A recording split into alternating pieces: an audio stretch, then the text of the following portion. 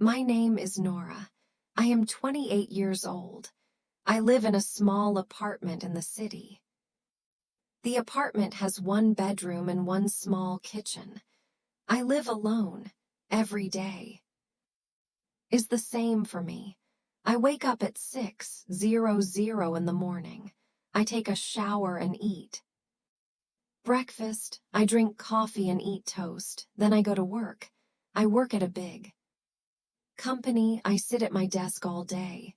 I work with numbers and papers. At 5, I go home. I cook dinner for one person. I eat alone at my small table. I watch TV for 1 hour, then I go to bed. I feel lonely most days. I have no boyfriend. I have no husband. My parents live far away. I call them once a week. They always ask the same question they ask when I will get married. I always say I don't know. I work hard at my job. Work keeps me busy, but work is not enough. I want more in my life. I want someone to love me. I want someone to talk to at night. I want to cook for 2 people, not 1. I want a family one day. I want children to play in my apartment. I want noise and laughter, not silence. Sometimes I go to the park on weekends.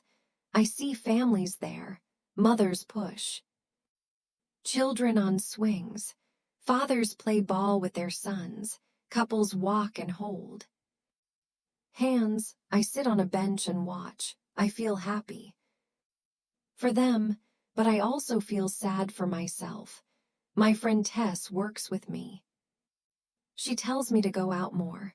She says I need to meet people, but I am shy. I don't like bars or clubs. I don't know how to talk to new people. So I stay home most nights. I tell myself things will change. Maybe next year will be different. Maybe I will meet someone special. Maybe my life will have more color, but for now my days are gray. Work, eat, sleep, and repeat. This is my quiet life. The company where I work is very big. There are 5 floors in the building. Many people work here. Everyone walks fast and looks serious. The office is always busy. Phones ring all day. People type on computers. Everyone wears nice clothes. I work in the finance department.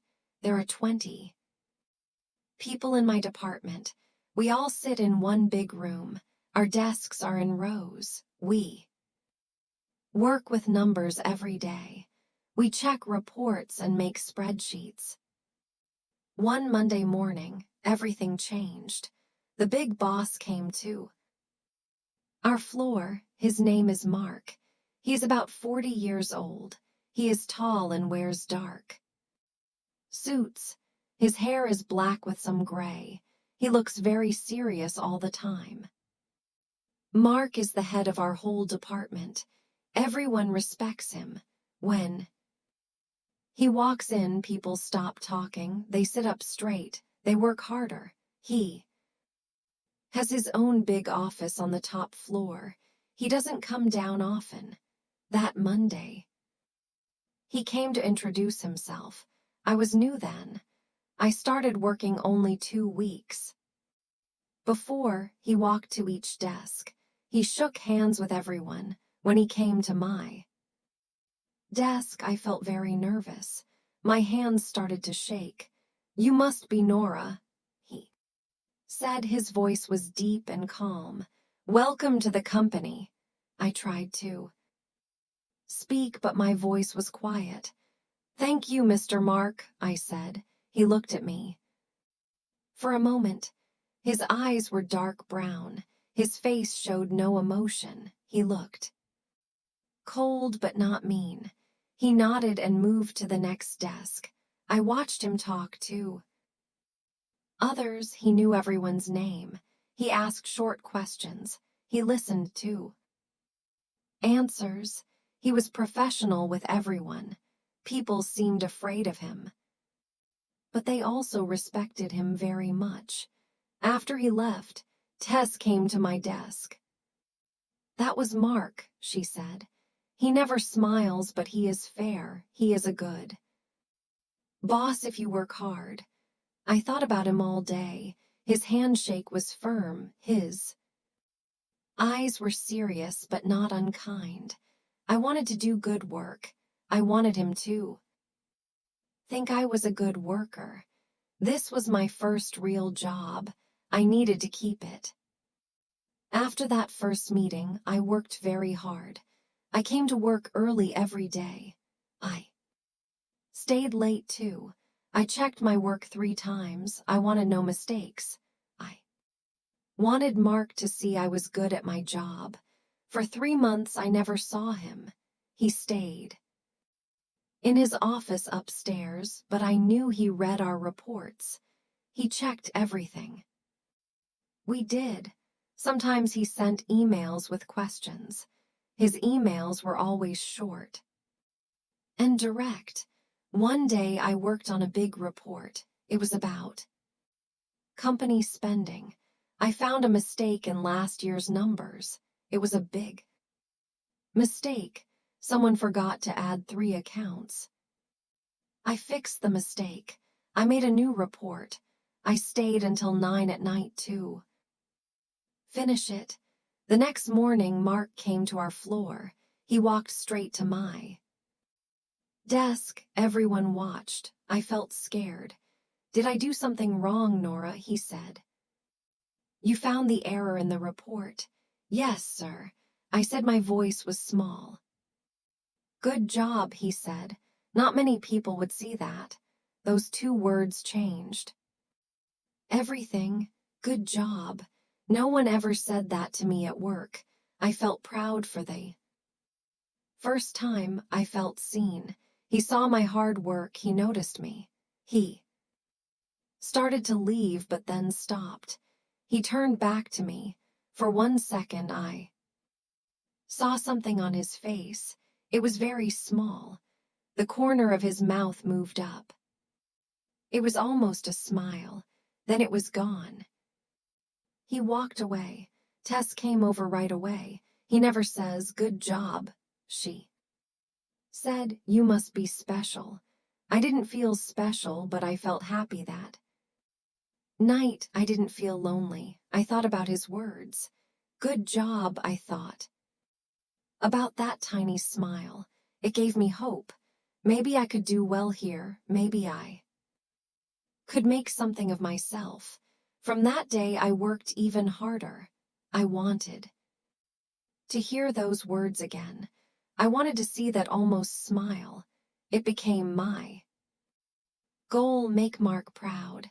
Do good work. Be the best worker I could be. 2 months passed. I felt good about my work. I was faster with reports now. I made friends in the office, but I was still careful. I still worked very hard. Then one Friday, I made a mistake. It was a stupid mistake. I sent an email to the wrong person. The email had private information about money. I sent it to a client instead of my manager. As soon as I pressed send, I knew my stomach felt sick. The client called Mark right away. Mark called me to his office. I had to go to the top floor. My legs shook as I walked. Everyone watched me go. They all knew something was wrong. Mark's office was big and quiet. He sat behind a large desk. There were big windows behind him. The city looked small from up there. He pointed to a chair. I sat down. "You sent confidential information to a client," he said. "Yes, sir. I'm very sorry." My eyes filled with tears. "It was a mistake. This is serious, Nora." His voice was calm but firm. "This could hurt the company." I thought he would fire me. I was ready to pack my desk. I looked at my hands. They were shaking. Tear fell on my skirt. But then Mark did something unexpected. He stood up and got me a tissue. He handed it to me gently. Then he sat on the edge of his desk closer to me. "Everyone makes mistakes," he said. His voice was softer now. "The important thing is to learn." He spent 30 minutes teaching me. He showed me how to check emails. He taught me a system to avoid mistakes. He was patient and kind. He didn't shout or get angry. I made the same mistake once. He said, "My boss was not so understanding." I looked up at him. For the first time, he seemed human, not just a boss, but a person who understood mistakes, a person who knew how it felt to be scared. "Thank you for teaching me," I said. "It won't happen again." "I know it won't." He said, "You're a good worker, Nora." I left his office feeling different. I wasn't fired. He helped me instead. He was kind when he could be mean. I saw another side of Mark that day. Under the serious face was a kind heart. After the email mistake, things changed between Mark and me. He came to our floor more often. Sometimes he stopped at my desk. He asked about my work. The conversations were short but nice. One morning I arrived early. Only a few people were there. I went to the kitchen to make coffee. Mark was already there. He was making coffee, too. "Good morning, Nora," he said. "You're here early." I like the quiet morning. I said, "I can think better." He poured coffee into 2 cups. He handed one to me. "How do you take it?" he asked. "Just milk, please," I said. He added milk to my cup. We stood there for a moment. The office was quiet. Around us, the morning sun came through the windows. "Do you like working here?" he asked. "Yes, very much," I said.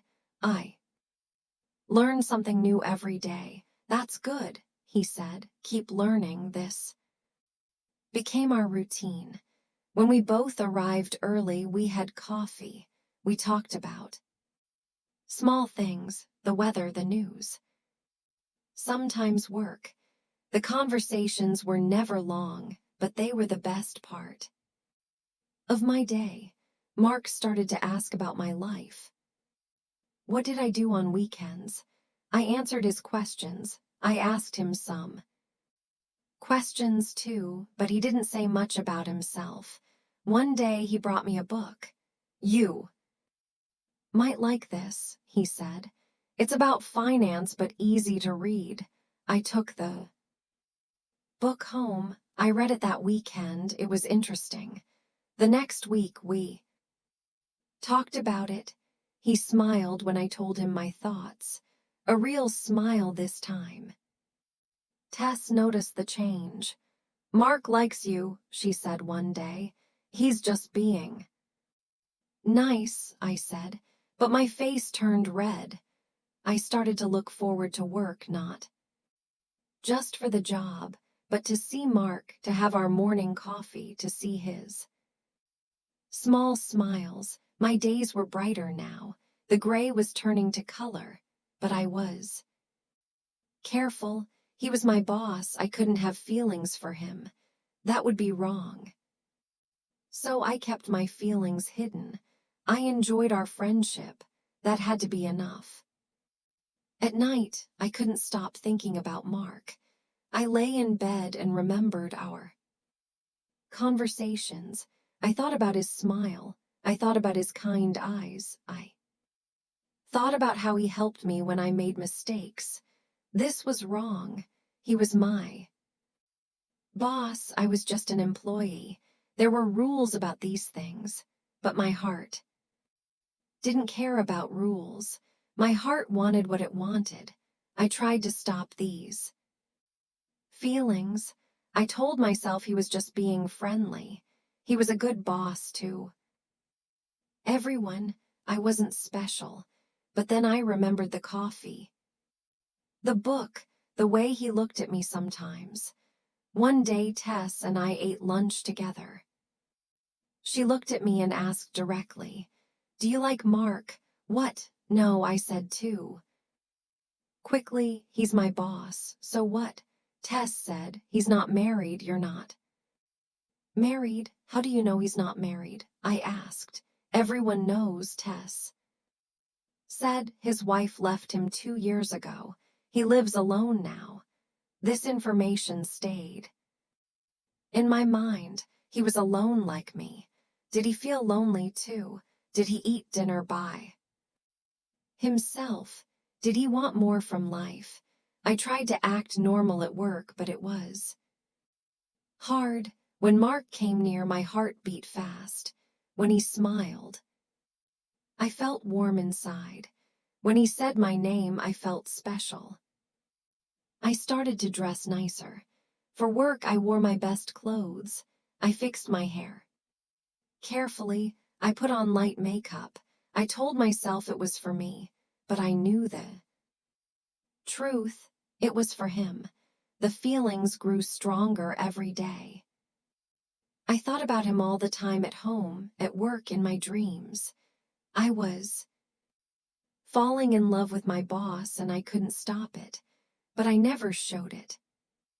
I kept my feelings secret. I was professional at work. I was friendly, but not too friendly. I was careful with every word because I was afraid he didn't feel the same. Afraid I would lose my job, afraid of what people would say. So I lived with my secret. I loved in silence. It was painful, but also sweet. Every day I saw him was a good day. Every smile he gave me was a gift. This was my quiet love story, a story only I knew. One Thursday evening, I was finishing work. Most people have already left. I was typing my last report. Mark came to my desk. "Nora, are you free?" he asked. "I need to talk to you." My heart stopped. Did I do something wrong? Was he going to fire me? I followed him to his office. The building was quiet. The sun was setting outside. We sat in his office, but not at his desk. He had a small sofa near the window. We sat there. The city lights started to turn on below us. "I need to tell you something," he said. He looked nervous. I never saw him nervous before. "Is everything okay?" I asked. He was quiet for a moment, then he started to talk. 2 years ago, my wife left me. She said I worked too much. She said I didn't know how to love. Maybe she was right. I didn't know what to say, so I just listened. After she left, I just worked more." He continued. "I came early. I stayed late. Work was all I had. I thought that was enough." He looked at me, then his eyes were soft. "Then you came to work here. You were different. You were kind and worked hard. You were honest and real." My heart was beating so fast. What was he saying? "You bring me peace, Nora," he said. "When I see you, I feel calm. When we talk, I feel happy. I haven't felt this way in years." He stood up and walked to the window. He looked at the city lights. "I know this is strange. I'm your boss. I'm older than you, but I need to ask you something." He turned to face me. His face was serious but gentle. "Will you marry me?" The words hung in the air. I couldn't breathe. I couldn't think. Did he just ask me to marry him? This felt like a dream. "I don't understand," I said. My voice was very small. "I love you, Nora," he said simply. "I want to take care of you. I want to make you happy. Will you be my wife?" Joy and fear mixed inside me. Joy. Because the man I loved me back. Fear because this was too fast, too strange, too complicated. I need time to think, I said. Tears ran down my face. Of course, he said. Take all the time you need, I'll wait. I left his office in a daze. The man I loved wanted to marry me, but he was my boss. Everything would change. Was I ready for this? That night I couldn't sleep. Mark wanted to marry me. The words played in my mind again and again. Part of me was so happy, but part of me was scared. He was 13 years older than me. What would people think? He was my boss. Would people say, I married him for money, for a better job? My parents would worry. My friends would ask questions. I called Tess. I told her everything. She listened without interrupting. What should I do? I asked her. What does your heart say? Tess asked. My heart says yes, I said, but my head says it's complicated. Love is always complicated, Tess said. But do you love him? Yes, I said, I love him very much. Then follow your heart, she said. Forget what people think. I thought about Mark all night. I remembered his kindness when I made mistakes. I remembered our morning coffee talks. I remembered the book he gave me. I remembered how he looked at me. I remembered his gentle smile. He was a good man. He was kind and patient. He was honest and fair. Yes, he was older. Yes, he was my boss, but he was also the man I loved. The next morning, I went to his office early. He was there, waiting. He looked tired. Maybe he didn't sleep either. I have an answer, I said. He stood up. His face showed hope and fear. Yes, I said, I will marry you. His face changed. The serious boss disappeared. A happy man stood there instead. He walked to me and took my hands. His hands were warm and strong. I promise to love you, he said. I promise to respect you. I promise to make you happy. I believe you, I said. We decided to keep it quiet at first. We didn't want problems at work, but secrets are hard to keep. People started to whisper. They saw us leave together. They noticed our smiles. I told my parents. They were worried at first. He's too old. My mother said, he's your boss, my father said. Mark came to meet them. He wore his best suit. He brought flowers for my mother. He was respectful and polite. He talked about his plans for our future. He promised to take care of me. Slowly, my parents started to like him. They saw he was a good man. They saw how happy I was. Finally, they gave us their blessing. We got married 3 months later. It was a small wedding. Only family and close friends came. I wore a simple white dress. Mark wore a black suit. The ceremony was in a small church near the city. Tess was my bridesmaid. She cried during the ceremony. My parents sat in the front row. My mother cried too. My father tried not to cry. Mark's brother was his best man. When Mark said I do, his voice was strong and clear. When I said I do, my voice shook a little, but I meant it with all my heart. At work, things were different now. Mark was still my boss there. We kept it professional. He didn't give me special treatment. I worked just as hard as before, maybe harder to show I deserved my job. But at home, everything was different. We cooked dinner together. Mark was good at cooking. He taught me how to make pasta. I taught him how to make my mother's soup. We laughed when we made mistakes in the kitchen. We talked for hours at night. Mark told me about his childhood. He told me about his dreams. He told me about his first marriage and why it failed. I told him my stories too. We learned about each other. The whispers at work slowly stopped. People saw we were professional. They saw I still worked hard. They saw Mark was still fair with everyone.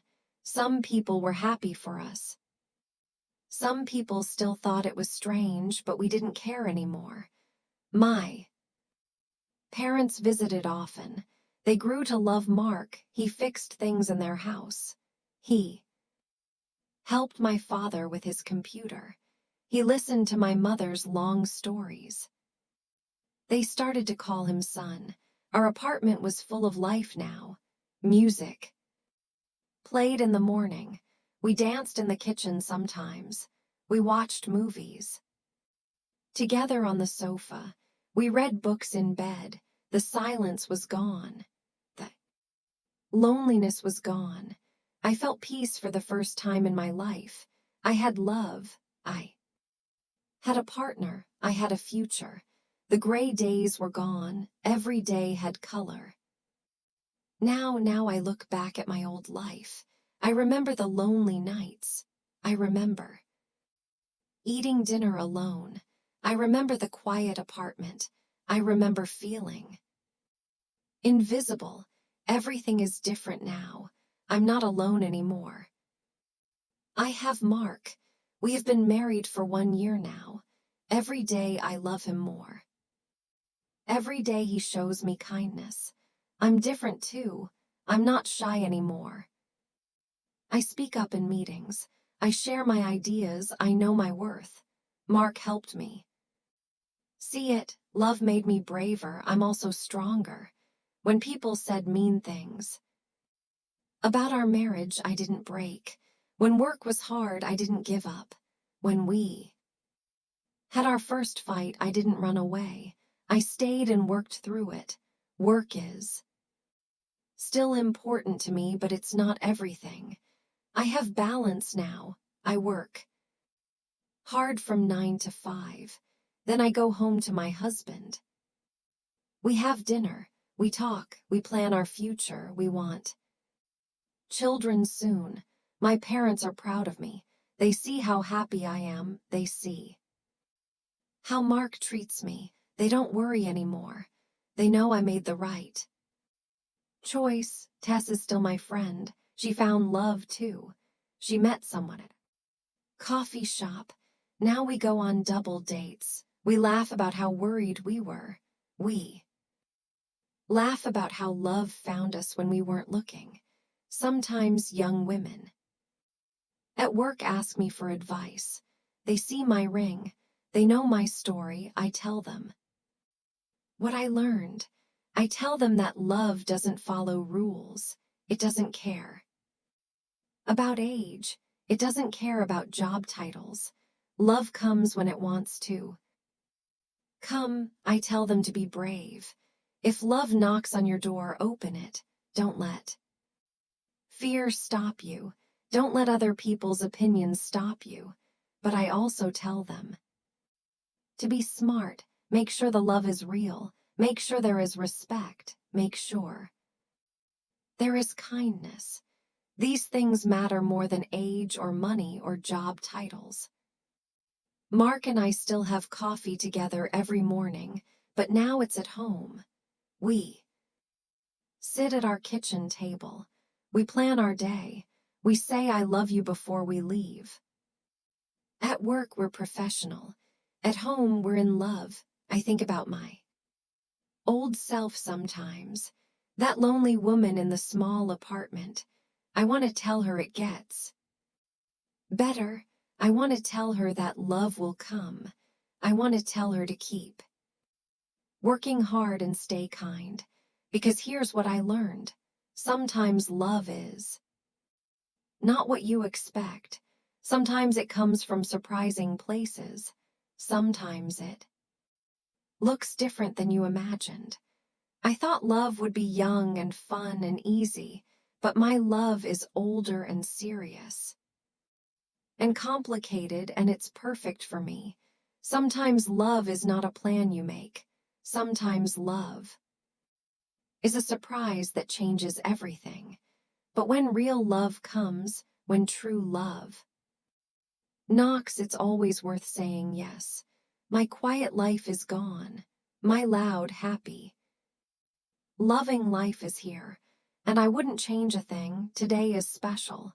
It is our first anniversary, 1 year of marriage. The morning sun comes through our window. I wake up first. Mark is still sleeping. His face looks peaceful. I watch him for a moment. My heart feels full. I get up.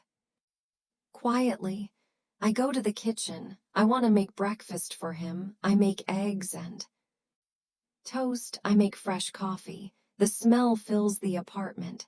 I hear Mark moving in the bedroom. He comes to the kitchen. His hair is messy. He smiles at me. Happy anniversary, he says. His voice is soft. Happy anniversary, I say back. He walks to me. He puts his arms around me. We stand there together. The morning is quiet. The coffee maker makes small sounds. Birds sing outside. This moment is perfect. I have something for you, Mark says. He goes to the bedroom. He comes back with a small box. My hands shake a little. I open it. Inside is a silver necklace. It has a small heart. The heart has tiny diamonds. It's beautiful. I say, tears come to my eyes. Turn it over. Mark says I turn the heart. There are words on the back. They say my peace. I remember his proposal. He said, I bring him peace. I love it. I say, I love you. Mark helps me put on the necklace. His fingers are gentle on my neck. The necklace feels cool on my skin. I touch the heart. It sits right over my own heart. I have something for you too, I say. I give him my gift. It is a watch, not expensive but special. Inside the watch, I put words. They say every second with you. Mark reads the words. His eyes get soft. He puts on the watch. He looks at it, then he looks at me. Every second is precious, he says. We eat breakfast together. We don't rush. Today we both took the day off work. No office, no reports, just us. After breakfast, we sit on the sofa. Mark brings out a box. It is full of photos from our year together. I want to make an album, he says. Will you help me? We spread the photos on the table. There are so many memories. Our first photo together at the office party. We stood far apart. We looked nervous. Mark points at it. I was so scared that day, he says. Me too, I say. I thought everyone was watching us. There is a photo from our wedding. We are cutting the cake. Mark has frosting on his nose. I am laughing. My mother took this photo. She said it shows real love. Your mother cried so much that day, Mark says. Happy tears. I say she loves you now. We find a photo from our honeymoon. We went to the beach for 3 days. In the photo, we sit on the sand. The sun sets behind us. We look tired but happy. That was our first trip. I say the first of many, Mark says. There is a photo of us cooking. Tess took it when she visited. We are making pizza. Flour is everywhere. We are both laughing. The kitchen is a mess. We are terrible at making pizza. Mark says, but it was fun. I say, we put the photos in order. Each one tells a story. Each one shows our love growing. The album gets full. Our first year there. All the small moments, all the big ones too. Mark writes under each photo. His handwriting is neat. He writes dates. He writes small notes. First dinner together, Nora's birthday. Sunday morning coffee. I watch him write. His face is focused. He cares about every detail. This is how he shows love, through small, careful actions. In the afternoon, we go for a walk. The park is near our home. The weather is perfect, not too hot, not too cold. The sky is blue. White clouds move slowly. We walk on the path. Other couples walk too. Some have children. Some have dogs. Everyone looks happy. It is a good day for walking. We pass the bench where I used to sit. I sat there when I was alone. I watched families. I felt lonely. Now I walk here with my husband. Life is strange sometimes. I used to come here, I tell Mark, before we met. What did you do? He asks. Saturday I watched people I wished for love. Mark stops walking. He looks at me. And now I have it. I say we found a quiet spot. We sit on the grass.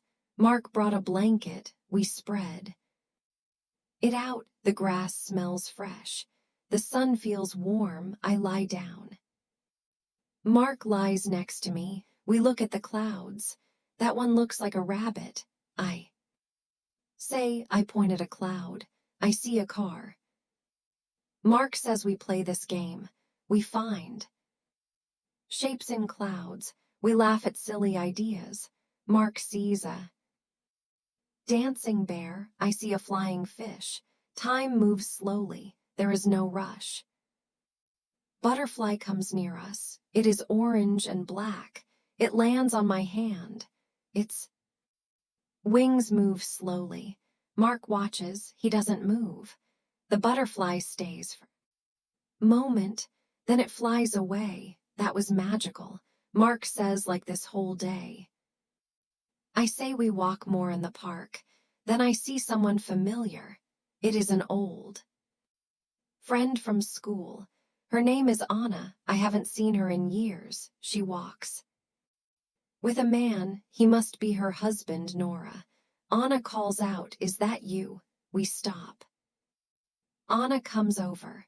She looks the same, maybe a little older. Her smile is big. She hugs me. "This is my husband, Paul," she says. "This is my husband, Mark." I say. The men shake hands. Anna looks at Mark, then she looks at me. I see surprise in her eyes. Mark is older, she notices. "How long are you married?" Anna asks. 1 year today, I say. It's our anniversary. "How wonderful," Anna says, but her voice sounds strange. We talked for a few minutes. Anna tells me about her life. She has 2 children. She works part-time. She seems happy, but she keeps looking at Mark. She looks confused. Finally, Anna and Paul leave. They walk away. I hear Anna talking to Paul. Her voice is low. But I hear some words. "He's so much older," she says. Mark hears it too. His face changes a little. The happiness fades. I take his hand. I squeeze it tight. "It doesn't matter," I say. "What they think doesn't matter." I know, Mark says, but he looks sad. "Look at me," I say. He looks. "You are my husband. I chose you. I choose you every day." Mark smiles again, not fully but enough. We continue walking. Anna's words float away. They don't belong in our day. We go home in the late afternoon. We want to make a special dinner. We plan the menu. Yesterday, chicken with herbs, roasted vegetables, chocolate cake for dessert. Mark starts with the chicken. He adds garlic and rosemary. The smell fills the kitchen. I cut vegetables, carrots, potatoes, peppers. My knife moves steadily. We work side by side. Music plays softly. It is our wedding song. Mark stops cooking. He takes my hand. We dance in the kitchen, slow and gentle. My head rests on his shoulder. His arms are strong around me. The timer rings. The dance ends. Mark checks the chicken. I put vegetables in the oven. We work like a team. No words needed. We know our rhythm. I make the salad. Fresh lettuce and tomatoes. Mark sets the table. He uses our good plates, the ones from our wedding. He lights 2 candles. The flames dance softly. It looks perfect, I say. You look perfect, Mark says. I wear a blue dress. It is Mark's favorite. He wears a nice shirt, no tie. He looks relaxed and handsome. The food is ready. We bring it to the table. Everything smells wonderful. We sit across from each other. The candles make soft light. Mark pour grape juice. We don't drink wine. We clink our glasses to our first year. Mark says to many more. I say we eat slowly. The food is delicious. Mark's chicken is perfect, tender and full of flavor. The vegetables are just right. Not too soft, not too hard. Tell me something, Mark says. What was your favorite day this year? I think for a moment there were many good days. The day you proposed, I say. I was scared, but also so happy. Why scared? Mark asks. Everything was changing. My whole life, it was big. Are you still scared? He asks. No, I say. Now I feel safe. Mark reaches across the table. He takes my hand. His thumb rubs my fingers, such a small gesture but full of love. What was your favorite day? I ask him. Our wedding day. He says, when you said yes in front of everyone, you chose me. I choose you every day. I say I know. He says that's a miracle. We talk about the future. We want to travel. Maybe to the mountains. Maybe to another beach. We want to see new places together. Where do you want to go most? Mark asks. Anywhere with you, I say. It sounds simple, but I mean it. I want to show you Paris, Mark says. The lights at night, the small cafes. You would love it. Maybe next year, I say maybe. He says we should start saving. We talk about children too. We both want them, maybe in a year or 2 when we are ready, when we have more money saved. A little girl, I say, with your eyes. A little boy, Mark says, with your smile. Maybe both, I say. Mark laughs. One at a time, please. After dinner, we hear thunder. Rain starts to fall. It gets heavy quickly. Lightning flashes outside. The lights flicker. Then they go out. The apartment is dark. Don't move. Mark says, I'll get candles. I hear him walking carefully.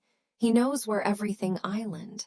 He comes back with more candles. He lights them around the room. The apartment glows softly. We sit on the sofa. The rain hits the windows hard. Thunder shakes the building. But inside we are warm and safe. I love storms, I say. Why? Mark asks. They make me feel cozy.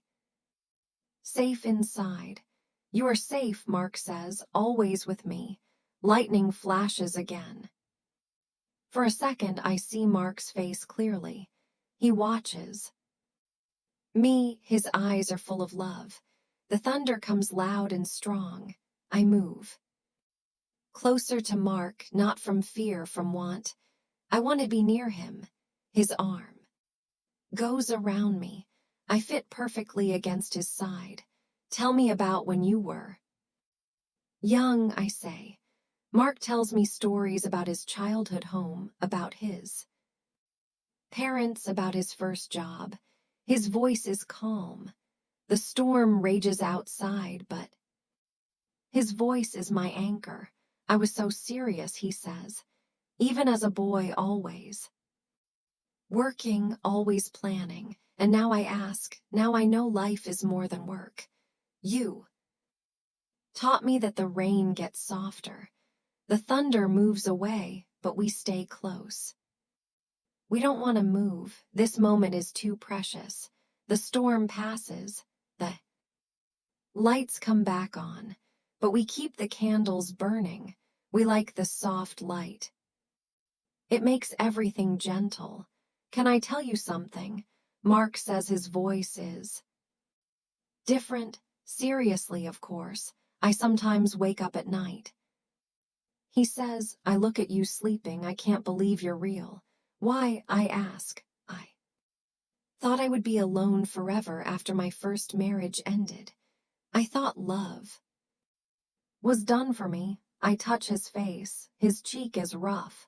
He didn't shave today. I like it. Your first wife was wrong. I say you know how to love. You show me every day. I was different then. Mark says harder, colder. Work was everything. What changed, I ask? You changed me. Or maybe you helped me find who I really am. We are quiet for a moment. The candles flicker. Shadows dance on the walls. I have fears too, I say. Tell me. Mark says, sometimes I worry. You will get tired of me. I'm young, I'm simple. You're smart and successful. Mark turns to face me fully. His hands hold my face, gentle but firm. Listen to me. He says, you are not simple, you are pure. You see good in everything, everyone. Even in me, that's easy. I say, you are good, I'm better with you. He says, we sit in silence again, good silence. The kind where words aren't needed. The clock ticks. Time passes, but we don't notice. I have one more gift, Mark says. He goes to our bedroom. He brings back an envelope. It looks old. What is it? I ask. Open it, he says. Inside is a letter, Mark's handwriting. But the paper looks old, worn at the edges. Read it, Mark says. I start to read out loud. Today I met someone new at work. Her name is Nora. She is young and shy, but she works hard. She reminds me that good people exist. I don't know why I'm writing this. Maybe because today felt important.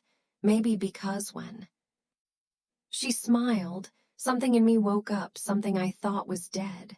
I look at Mark, my eyes are wet with tears. You wrote this, I ask. The day we met, he says. I went home.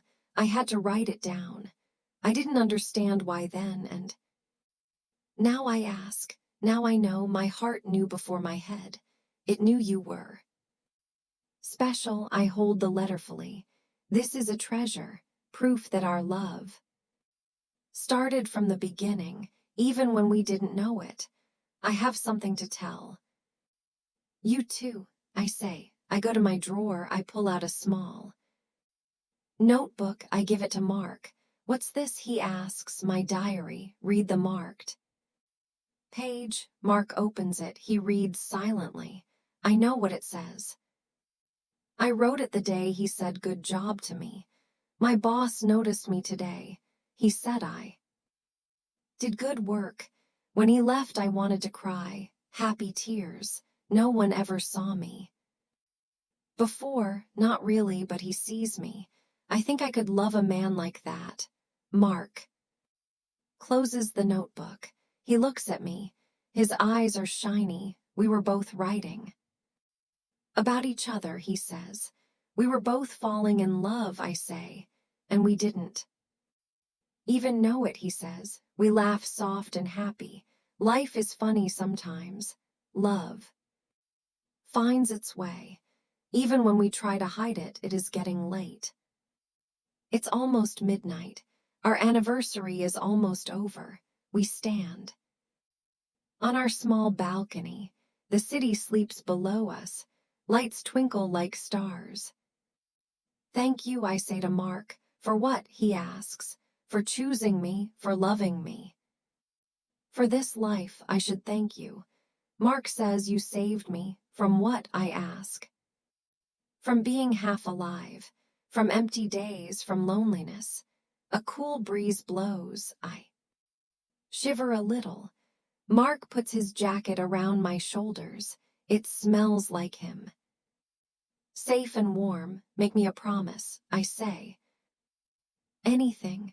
Mark says, promise we'll always talk, even when it's hard.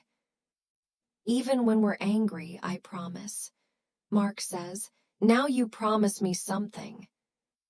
What, I ask. Promise you'll always be yourself. Don't change for me or for anyone. I promise, I say. We go back inside. The apartment is our whole world right now. These rooms hold our love, our memories, our future. Mark yawns.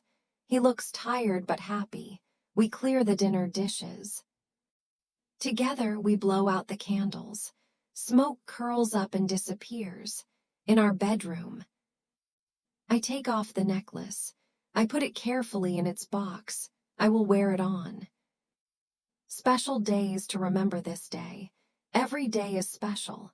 Mark says he reads my thoughts sometimes, but today was extra special. I say we get ready for bed. Simple actions, brushing teeth, changing clothes, but doing them together makes them precious.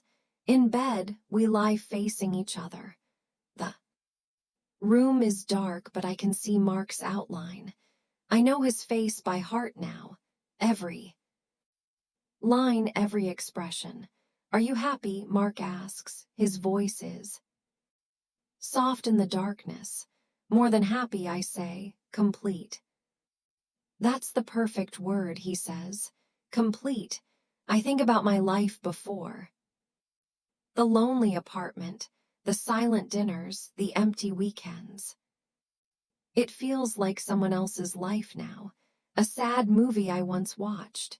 Do you ever miss being alone? I ask Mark. Never, he says quickly. Do you? No. But sometimes. I can't believe this is real, us. This life, it's real, Mark says. He takes my hand. He puts it on his chest. I feel his heart beating, steady and strong. Feel that? He asks. That's real. That's yours. We are quiet. Sleep is coming, but I don't want this day to end. Nora. Mark says, yes, this is just the beginning. Year one of many. How many? I ask. All of them. Every year. I have left. That's a good number, I say. Mark pulls me close. My head finds its place on his shoulder. His arms wrap around me. I am home. I love you, I whisper. I love you too, he whispers back. Sleep comes slowly. I will fight it. I want to remember everything. The feeling of Mark beside me, the sound of his breathing, the warmth of our bed, the peace in my heart. Tomorrow is a new day. We will go back to work, back to normal life. But it won't be the same normal as before. Because now we have this love. This marriage, this promise of forever. My eyes close. The last thing I think is this. Sometimes life surprises you. Sometimes a regular day at work changes everything. Sometimes your boss becomes your husband. Sometimes loneliness becomes love. And sometimes sometimes You get exactly what you wished for, even if it looks different. Then you imagined, our first anniversary is over, but our story continues. Every morning, every coffee, every smile, every quiet moment. Every busy day, every peaceful night. This is our love. Story, simple, real hours.